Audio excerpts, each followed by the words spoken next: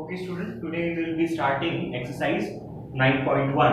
ठीक है, exercise 9.1 में क्या बता रहा है? Identify the terms and their coefficients. यानी कि यहाँ पे कुछ questions दिए हैं, ठीक है, वहाँ पे हमें पहचानना है. We need to identify. पहचानना है, क्या क्या पहचानना है? तो terms कौन से हैं वो पहचानना है. उसके बाद में जो है कौन से कोएफिशिएंट्स हैं वो हमें पहचानना. लास्ट टाइम मैंने आपको बताया था किसे कोएफिशिएंट बोलते हैं, एक बार फिर से देख लेंगे. ठीक है, for each of the following expressions. तो यहाँ पे कुछ एक्सप्रेशंस दिए हैं और इसके हमें टर्म्स फाइंड करने हैं और उसके कोएफिशिएंट्स इन दोनों को हमें आइडेंटिफाई करना है. तो देखो सबसे पहला जो क्वेश्चन है आपका इज 5xyz² - 3zy, राइट. तो यहाँ पे देखो एक ऑपरेशन है बीच में, दैट इज नेगेटिव साइन है. यहाँ पे ये सब्ट्रैक्शन हो रहा है. मैंने आपको बताया था कि कभी भी अलजेब्रिक एक्सप्रेशंस के अंदर स्टूडेंट्स जब एडिशन और सब्ट्रैक्शन जैसे ऑपरेशंस आ जाते हैं तो फिर डिफरेंट टर्म्स बनते हैं. यहाँ पे जो है कुछ क्वांटिटीज उनके बीच में सब्ट्रैक्शन का साइन है, तो दो जो है टर्म्स बन रहे हैं. पहला ये टर्म बन रहा है, दूसरा ये टर्म बन रहा है. तो सबसे पहले हम आइडेंटिफाई करते हैं किसको, टर्म्स को. ठीक है, तो टर्म्स कौन से हैं. एक तो पहला वाला that is 5xyz², 5xyz², comma दूसरा कौन सा टर्म है दैट इज 3zy. ठीक है, ये दो टर्म्स हो गए. अब क्या आइडेंटिफाई करना है हमें, जो है कोएफिशिएंट आइडेंटिफाई करना है. ठीक है, तो कोएफिशिएंट कौन सा होगा, तो हम किसे कोएफिशिएंट बोलते हैं याद करो. ये जो x y z ये जो लेटर्स, स्मॉल लेटर्स, इनको हम वेरिएबल्स बोलते हैं. क्या बोलते हैं, वेरिएबल्स. ठीक है, इन वेरिएबल्स के जस्ट बाजू में जो नंबर होगा ना स्टूडेंट, उसी को हम कोएफिशिएंट बोलते हैं. तो यहाँ पे एक कोएफिशिएंट आपको दिख रहा है 5, ठीक है, और दूसरा कौन सा दिख रहा है 3. लेकिन याद रखना स्टूडेंट, जब भी आप कोएफिशिएंट लिखने बैठो तो उनके साइन जो है वो साथ में आपको लिखने हैं, राइट. दैट मींस माइनस साथ में आपको लेना पड़ेगा यहाँ पे. तो दूसरा हो गया -3. यहाँ पे आपको गड़बड़ नहीं करनी है. ठीक है, नेक्स्ट इसके बाद में देख लेते हैं. एक और एक्सप्रेशन है यहाँ पे. ठीक है, 1 + x + x². तो इस केस में टर्म्स फाइंड करते हैं. ठीक है, टर्म्स कौन से हो जाएंगे, टर्म्स है एक तो 1, फिर दूसरा x, तीसरा x². ये हो गए टर्म्स. अब क्या फाइंड करेंगे, कोएफिशिएंट. ठीक है, कौन से कोएफिशिएंट है, जो वेरिएबल्स के जो पास में जो नंबर्स होते हैं ना उसको हम कोएफिशिएंट बोलते हैं. तो यहाँ पे 1 हो गया. ठीक है, इसका भी कोएफिशिएंट 1 है और यहाँ पर भी जो कोएफिशिएंट है that is also 1. In short यहाँ पे एक ही कोएफिशिएंट है दैट इज 1. ठीक है, अब इस केस में देख लेते हैं. एक और एक्सप्रेशन है यहाँ पे. सबसे पहले टर्म्स लिखते हैं.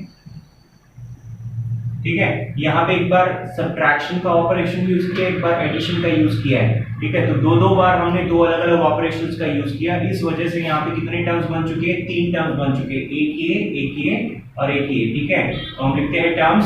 सबसे पहला है 4x² y², कॉमा दूसरा है, वापस से आपको ध्यान रखना है साइन जो है वो आपको साथ में ले लेना है. ठीक है, तो -4x² y² और z² और फिर कॉमा लास्ट टर्म है z². तो ये हो गए टर्म्स.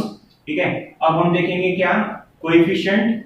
ठीक है, तो कोएफिशिएंट कौन से हैं, जो वेरिएबल्स के बाजू में जो नंबर होता है वो क्या कहलाता है, कोएफिशिएंट. तो पहला है 4, उसके बाद में है -4. साइन को साथ में ले लेना है. यहाँ पर भी हमने साइन लिया है कि इसका क्या है, प्लस साइन है स्टूडेंट. जो प्लस हम एक्चुअली लिखते नहीं है वो अंडरस्टूड होता है. ठीक है, यहाँ पे -4 हो गया और फिर यहाँ पे जो है +1, क्योंकि यहाँ पे कुछ भी नंबर नहीं है ना स्टूडेंट, तो आपको क्या लेना है, +1.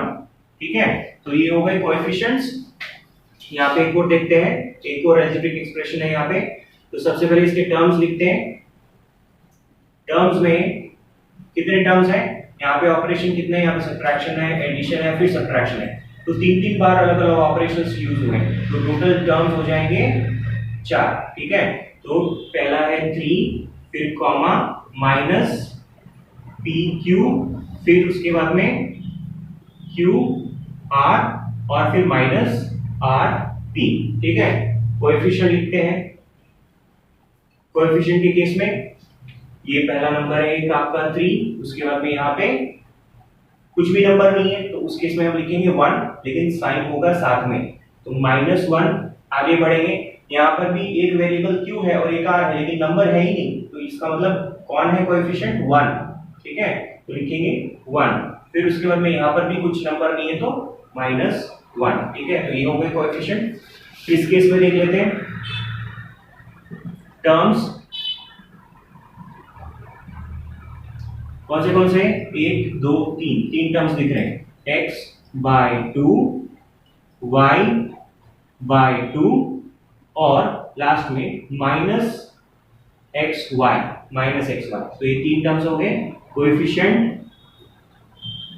कौन से कोएफिशिएंट होंगे? सबसे पहले मैंने क्या बताया था, वेरिएबल्स नहीं ले रहे। जब कोएफिशिएंट की बात हो रही तो वेरिएबल्स नहीं ले रहे, इसका मतलब हम x/2 है ना, हम x नहीं लेंगे तो यहाँ पे कोएफिशिएंट हो जाएगा 1/2। यहाँ पे y नहीं लेंगे तो कोएफिशिएंट हो जाएगा अगेन 1/2। ठीक है, और यहाँ पे xy वेरिएबल हो गया और यहाँ पे कुछ भी नंबर नहीं है, मतलब आपको कौन सा कोएफिशिएंट जो है समझना है, दैट इज 1, और साइन साथ में ले लेना है, दैट इज -1। ओके, तो ये इसके हो गए कोएफिशिएंट। लास्टली यहाँ पे देखते हैं टर्म्स कितने दिख रहे हैं टर्म्स, एक ये है और एक ये है, टोटल 3 टर्म्स दिख रहे हैं। 0.3a, फिर उसके बाद में -0.6ab, लास्ट में 0.5b। ये 3 टर्म्स हो गए कोएफिशिएंट्स। कौन से कोएफिशिएंट? ये a जो है वो आपका वेरिएबल है और 0.3 हो गया कोएफिशिएंट, तो एक ये कोएफिशिएंट। फिर ये a b अगेन वेरिएबल्स हैं, तो 0.6 हो जाएगा कोएफिशिएंट, लेकिन माइनस साइन साथ में लेना है, तो -0.6 और लास्ट में 0.5। तो ये सारे हो गए आपके कोएफिशिएंट्स। ठीक है, ओके। नाउ क्वेश्चन नंबर 2 हम लोग सॉल्व कर रहे हैं। क्वेश्चन नंबर 2 में क्या हो रहा है, क्लासिफाई द फॉलोइंग पॉलिनोमियल्स। यहाँ पे आपको कुछ पॉलिनोमियल्स दिए हैं स्टूडेंट्स।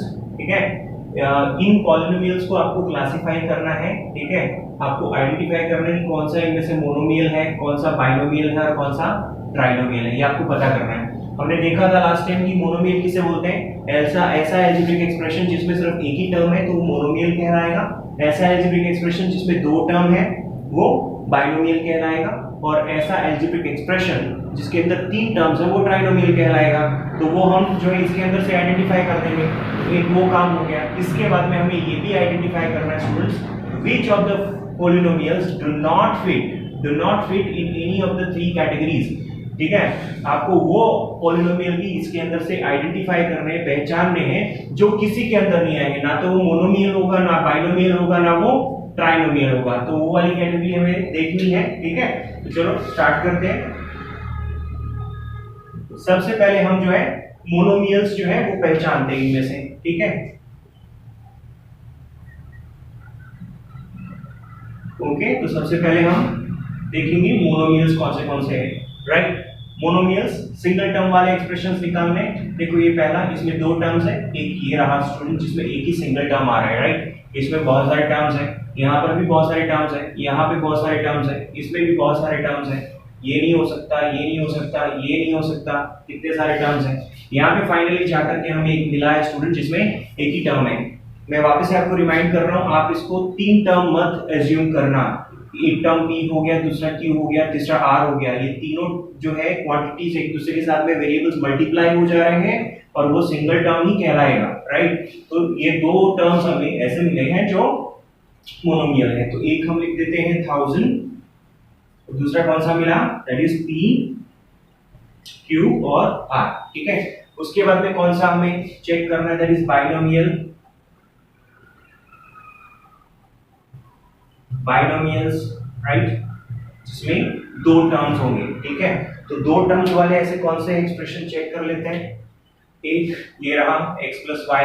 ठीक है, ये नहीं हो सकता, इसमें 3 टर्म्स हैं, एक ही एक्सप्रेशन है जिसमें 2 टर्म्स हैं, ये वाला नहीं होगा स्टूडेंट।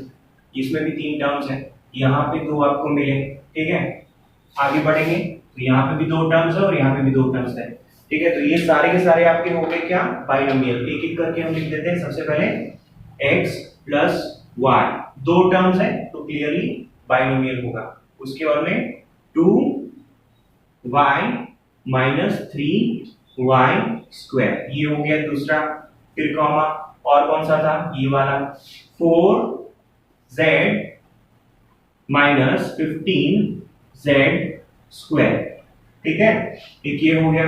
फिर उसके बाद में ये वाला ये हो गया p square q plus p q square, एक ये हो गया बाइनोमियल। और लास्ट वाला जो है that is 2p plus 2q, ठीक है। तो टोटल कितने बाइनोमियल मिले, 1 2 3 4 5, ठीक है। अब कौन सी कैटेगरी है, ट्राइनोमियल की।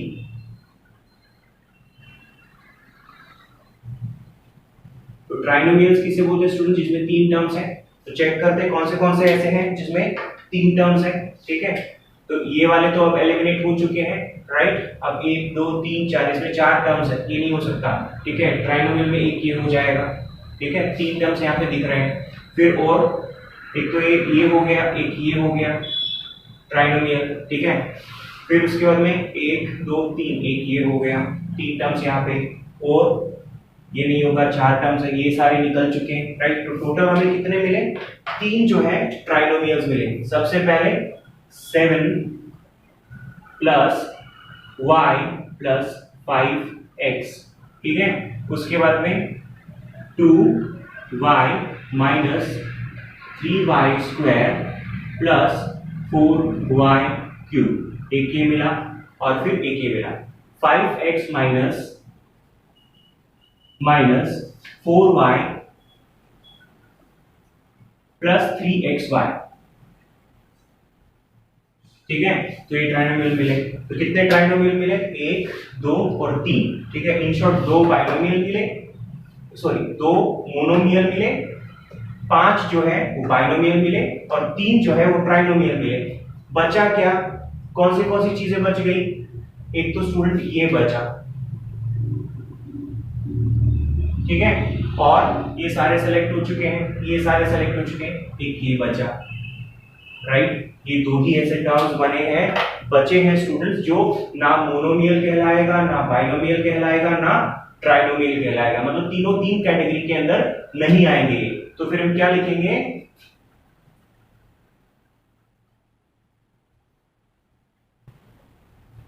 polynomials which do not belong to any of the 3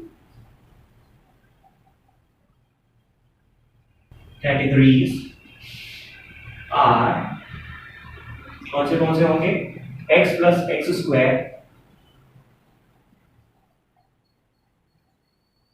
plus x cube plus x raise to 4, एक ये हुआ।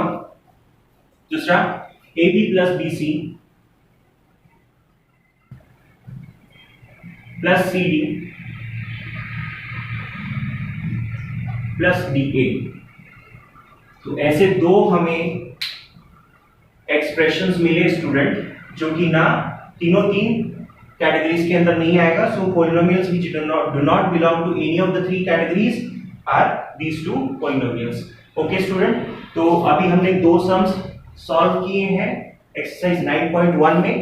आगे की और सम्स जो है हम नेक्स्ट अपकमिंग वीडियोस के अंदर जो है सॉल्व करेंगे, ठीक है। टिल देन आप प्रैक्टिस करते रहिए, इस तरह से इंप्रूवमेंट आएगा, right. This is Ravikant sir taking mathematics, देवशय इंटरनेशनल स्कूल। Thank you.